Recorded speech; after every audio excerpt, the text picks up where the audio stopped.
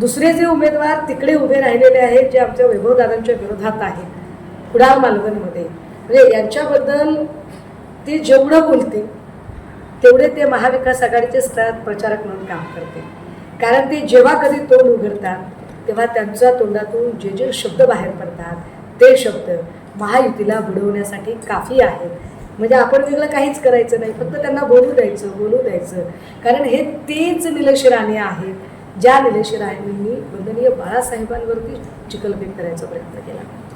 ज्या निलेश राणेंनी आपल्याकडे असेल कदाचित तो व्हिडिओ दाखवत येत असेल तर बघा की जे निलेश राणे आत्ता आम्हाला इकडे बाणावरती मतदान करा म्हणताय. बाळासाहेबांची खरी परिस्थिती मला सांगावी लागेल जगात.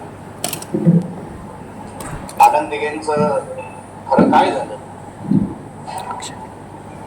गट कसा रचला गेला आणि नंतर त्यांचं मरण हे हॉस्पिटलमध्ये कसं दाखवण्यात आलं, आणि तेव्हा 2 शिवसैनिकांना सहन झालं नाही.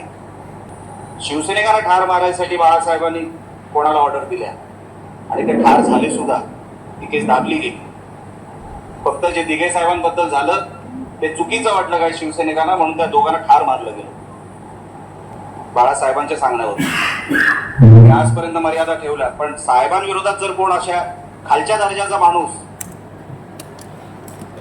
हे निलेश राणे ज्या एकनाथ शिंदेंनी धर्मवीर 2, 1, 3, 4, 5 पैसे चिकार आहेत ना, खोट्यांनी पैसे आहेत. ज्या एकनाथ शिंदेंनी एवढे सगळे चित्रपट बनवले, माझी विनंती असेल एकनाथ शिंदेंना, त्यांनी आता धर्मवीर 3 काढावा आणि धर्मवीर 3 काढून त्याच्यामध्ये निलेश राणेंची ही सगळी मुक्ताफळं एकदा दाखवावी. ज्या वंदनीय बाळासाहेबांचा फोटो लावून स्वतःचं मार्केटिंग करून घ्यायचा प्रयत्न एकनाथ शिंदे करतात, त्या एकनाथ शिंदेंना निलेश राणेंची ही भाषा मान्य आहे का? जे निलेश राणे वंदनीय बाळासाहेबांवर अक्षरशः खुनाचे आरोप करत आहेत, त्यांना खुनी मारेकरी ठरवण्याचा प्रयत्न करत आहेत, ते निलेश राणे एकनाथ शिंदेंना मान्य आहेत का? हे एकनाथ शिंदेने स्पष्टपणे सांगितलं पाहिजे. मला वाटतं उद्या परवा एकनाथ शिंदे येणार आहे आणि उद्या परवा एकनाथ शिंदे आल्यानंतर शिवसेनेच्या वतीने, शिवसेना उद्धव बाळासाहेब ठाकरे पक्षाच्या वतीने ही आमची मागणी असेल, हा आमचा सवाल आहे त्यांना, की त्यांनी कोकणात आल्यावर प्रचार सभेमध्ये, निलेश राणेंच्या प्रचार सभेमध्ये जाहीरपणे याच्या संबंधाने खुलासा करणं गरजेचं आहे की ज्या निलेश राणेंनी म्हटलं की मला बाळासाहेब महत्वाचे नाहीत, मला माझे साहेब महत्वाचे आहेत. बाळासाहेबांनी सोनू निगमला मारण्याचा प्रयत्न केला, बाळासाहेबांनी आनंद दिघेला मारण्याचा प्रयत्न केला, बाळासाहेबांनी 2 शिवसैनिकांना मारायची सुपारी दिली. इतके धादांत, खोटे, भय्यात, घाणेरडे, चिखलफेक करणारे आरोप ज्या निलेश राणेने लावले, त्या निलेश राणेच्यासाठी एकनाथ शिंदे येणार आहेत का? बरं, एकनाथ शिंदे मत कशावर मागणार? बाणावर. 2014-15ला ज्याच्या संबंधाने बोलताना नारायण राणेंनीच म्हटलं की मी औषधाला सुद्धा तो बाण ठेवणार नाही.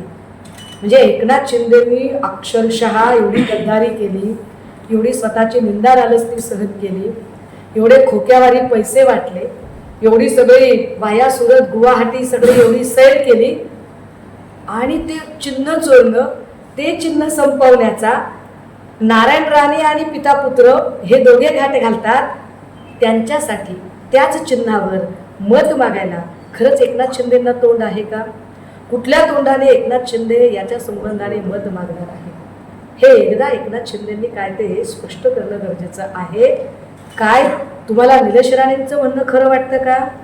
जर एकनाथ शिंदेला निलेश राणेंचं म्हणणं पटत असेल, ज्या अर्थी तुम्ही निलेश राणेंना उमेदवारी दिली त्या अर्थी तुम्हाला निलेश राणेंची भूमिका मान्य आहे, म्हणजेच तुमचं वंदनीय बाळासाहेबांवरचं प्रेम प्रचंड बेगडी आहे, म्हणजेच तुम्ही वंदनीय बाळासाहेबांना अजिबात मानत नाही. वंदनीय बाळासाहेब हा तुमच्यासाठी फक्त भांडवल करण्याचा विषय आहे, याच्या पलीकडे नाही. आणि जर वंदनीय बाळासाहेबांच्या बद्दल खरोखरच एकनाथ शिंदे साहेबांच्या मनात आदर असेल तर त्यांनी इथे येऊन जाहीरपणे सांगितलं पाहिजे की कुणीही निलेश राणेच्या पाठीशी उभं राहता कामा नये. इथला एकही शिवसैनिक निलेश राणेसाठी काम करणार नाही. नेमकी काय भूमिका आहे बाप दाखवण्याचं श्राद्ध कर, ती भूमिका एकनाथ शिंदेंनी इथे आल्यावर स्पष्ट करावी, ही आमची मागणी असेल या पत्रकार परिषदेच्या माध्यमातून. या पत्रकार परिषदेतून आम्ही इथली दडपशाही, गुंडशाही आणि इथलं जे एकूण गुन्हेगारीचं राजकारण आहे त्या गुन्हेगारीच्या राजकारणाच्या संबंधाने सुद्धा मांडणी करण्याचा प्रयत्न करतोय. आणि त्याच वेळेला एकनाथ शिंदे जर प्रचार सभेला येणारच असतील तर छत्रपती शिवरायांचा जो पुतळा पडला. आमचे दिवसभरातले सर्व अपडेट्स, ताज्या घडामोडी आणि थेट लाईव्ह पाहण्यासाठी सबस्क्राईब करा, लाईक करा कोकणचं नंबर 1 महा चॅनल कोकण 7 लाईनचं YouTube चॅनल.